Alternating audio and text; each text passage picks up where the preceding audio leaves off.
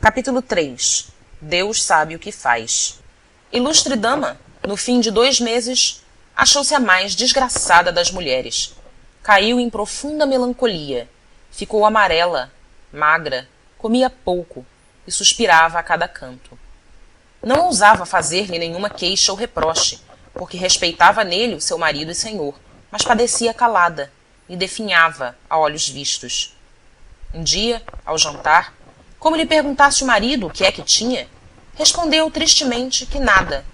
Depois, atreveu-se um pouco e foi ao ponto de dizer que se considerava tão viúva como dantes. E acrescentou: quem diria, nunca, que meia dúzia de lunáticos? Não acabou a frase. Ou antes, acabou-a, levantando os olhos ao teto. Os olhos que eram a sua feição mais insinuante, negros, grandes, lavados de uma luz úmida como os da aurora. Quanto ao gesto, era o mesmo que empregara no dia em que Simão Bacamarte a pediu em casamento. Não dizem as crônicas se Dona Evarista brandiu aquela arma com o perverso intuito de degolar de uma vez a ciência, ou pelo menos decepar-lhe as mãos, mas a conjetura é verossímil. Em todo caso, o alienista não lhe atribuiu intenção.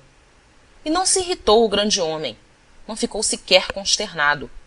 O metal de seus olhos não deixou de ser o mesmo metal, duro, liso, eterno. Nem a menor prega veio quebrar a superfície da fronte quieta, como a água de Botafogo.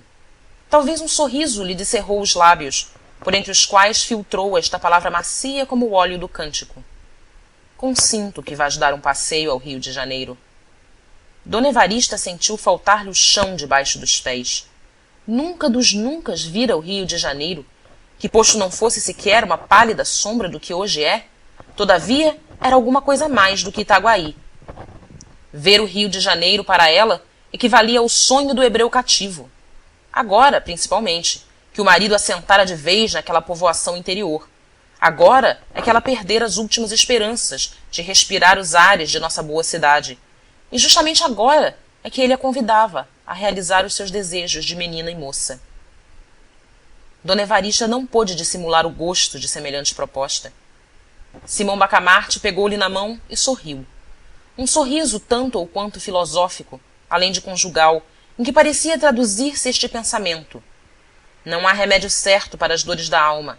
Esta senhora definha, porque lhe parece que a não amo. Dou-lhe o Rio de Janeiro e consola-se. E porque era homem estudioso, tomou nota da observação. Mas um dardo atravessou o coração de Dona Evarista. Conteve-se, entretanto. Limitou-se a dizer ao marido que, se ele não ia, ela não iria também, porque não havia de meter-se sozinha pelas estradas. Irá com sua tia, redarguiu o alienista. Note-se que Dona Evarista tinha pensado nisso mesmo, mas não quisera pedi-lo nem insinuá-lo. Em primeiro lugar, porque seria impor grandes despesas ao marido. Em segundo lugar, porque era melhor, mais metódico e racional, que a proposta viesse dele. Oh, mas o dinheiro que será preciso gastar? Suspirou Dona Evarista, sem convicção. Que importa? Temos ganho muito, disse o marido. Ainda ontem o escriturário prestou-me contas. Queres ver? E levou-a aos livros. Dona Evarista ficou deslumbrada. Era uma via-láctea de algarismos. E depois levou-a às arcas, onde estava o dinheiro. Deus! Eram montes de ouro, eram 1000 cruzados sobre 1000 cruzados, dobrões sobre dobrões. Era a opulência. Enquanto ela comia o ouro com seus olhos negros, o alienista fitava-a e dizia-lhe ao ouvido com a mais pérfida das alusões: quem diria que meia dúzia de lunáticos? Dona Evarista compreendeu, sorriu e respondeu com muita resignação: Deus sabe o que faz. 3 meses depois, efetuava-se a jornada. Dona Evarista, a tia, a mulher do boticário, um sobrinho deste, um padre que o alienista conhecera em Lisboa e que de aventura achava-se em Itaguaí, 5 ou 6 pajens, 4 mucamas. Tal foi a comitiva que a população viu dali sair em certa manhã do mês de maio. As despedidas foram tristes para todos, menos para o alienista. Conquanto as lágrimas de Dona Evarista fossem abundantes e sinceras, não chegaram a abalá-lo. Homem de ciência, e só de ciência, nada o consternava fora da ciência.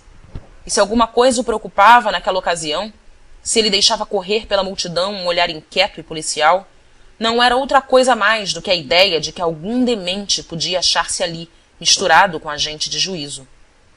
Adeus! Soluçaram enfim as damas e o boticário. E partiu a comitiva. Crispim Soares, ao tornar à casa, trazia os olhos entre as duas orelhas da besta ruana em que vinha montado. Simão Bacamarte alongava os seus pelo horizonte adiante, deixando ao cavalo a responsabilidade do regresso. Imagem vivaz do gênio e do vulgo. Um fita o presente, com todas as suas lágrimas e saudades. Outro devassa o futuro, com todas as suas auroras. Capítulo 4. Uma teoria nova. Ao passo que Dona Evarista, em lágrimas, vinha buscando o Rio de Janeiro, Simão Bacamarte estudava por todos os lados uma certa ideia arrojada e nova, própria a alargar as bases da psicologia. Todo o tempo que lhe sobrava dos cuidados da Casa Verde era pouco para andar na rua, ou de casa em casa, conversando às gentes sobre 30.000 assuntos e virgulando as falas de um olhar que metia medo aos mais heróicos. Um dia, de manhã, eram passadas 3 semanas, estando Crispim Soares ocupado em temperar um medicamento, vieram dizer-lhe que o alienista o mandava chamar. Trata-se de negócio importante, segundo ele me disse, acrescentou o portador. Crispim empalideceu. Que negócio importante podia ser, se não alguma notícia da comitiva, e especialmente da mulher? Porque este tópico deve ficar claramente definido, visto insistirem nele os cronistas. Crispim amava a mulher, e desde 30 anos nunca estiveram separados um só dia. Assim se explicam os monólogos que ele fazia agora, e que os fâmulos lhe ouviam muita vez. Anda, bem feito. Quem te mandou consentir na viagem de Cesária? Bajulador, torpe bajulador, só para adular ao Dr. Bacamarte. Pois agora aguenta-te. Anda, aguenta-te, alma de lacaio, fracalhão, vil, miserável. Dizes amém a tudo, não é? Aí tens o lucro, biltre. E muitos outros nomes feios, que um homem não deve dizer aos outros, quanto mais a si mesmo. Daqui a imaginar o efeito do recado, é um nada. Tão depressa ele o recebeu como abriu mão das drogas e voou à Casa Verde. Simão Bacamarte recebeu-o com a alegria própria de um sábio, uma alegria abotoada de circunspecção até o pescoço. Estou muito contente, disse ele. Notícias do nosso povo? Perguntou o boticário com a voz trêmula. O alienista fez um gesto magnífico e respondeu. Trata-se de coisa mais alta. Trata-se de uma experiência científica. Digo experiência, porque não me atrevo a assegurar desde já a minha ideia.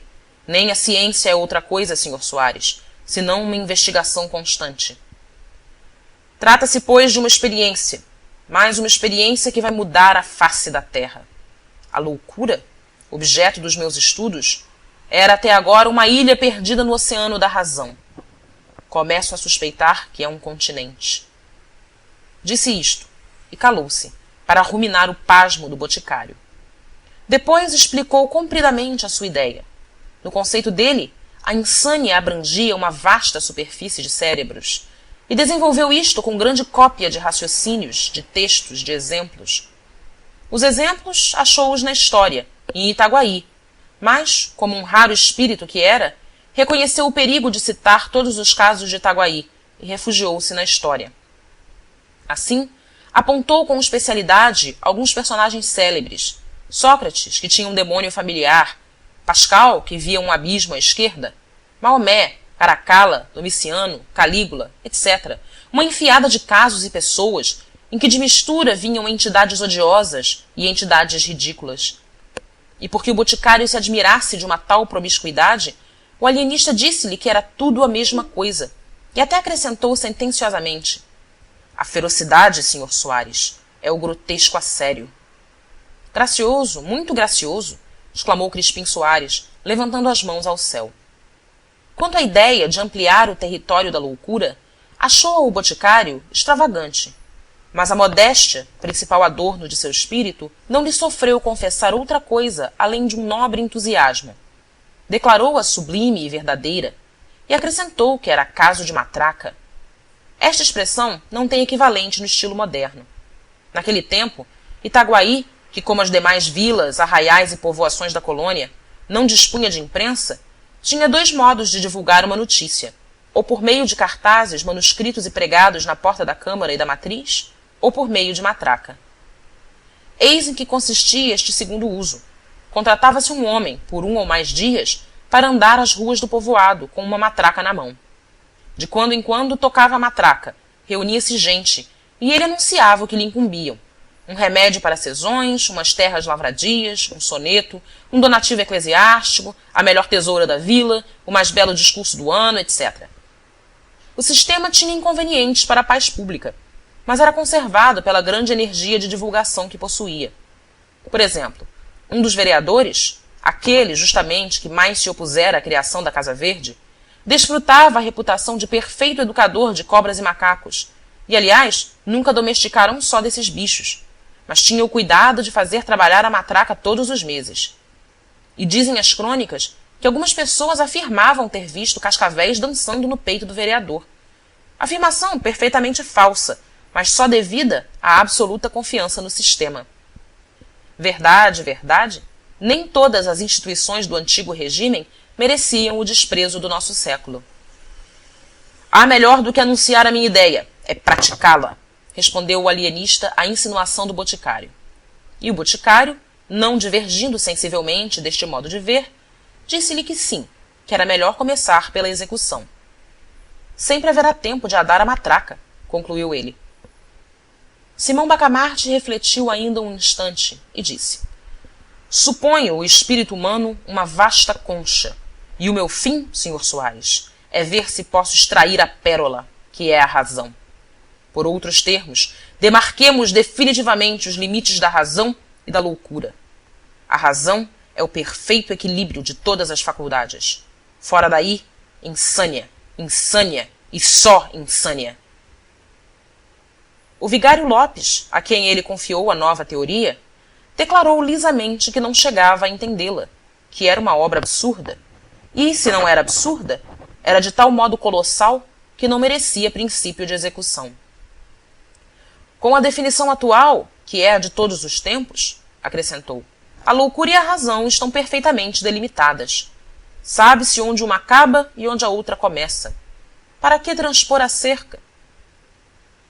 Sobre o lábio fino e discreto do alienista roçou a vaga sombra de uma intenção de riso, em que o desdém vinha casado à comiseração. Mas nenhuma palavra saiu de suas egrégias entranhas. A ciência contentou-se em estender a mão à teologia, com tal segurança que a teologia não soube, enfim, se devia crer em si ou na outra. Itaguaí e o universo ficavam à beira de uma revolução. Fim do capítulo 4.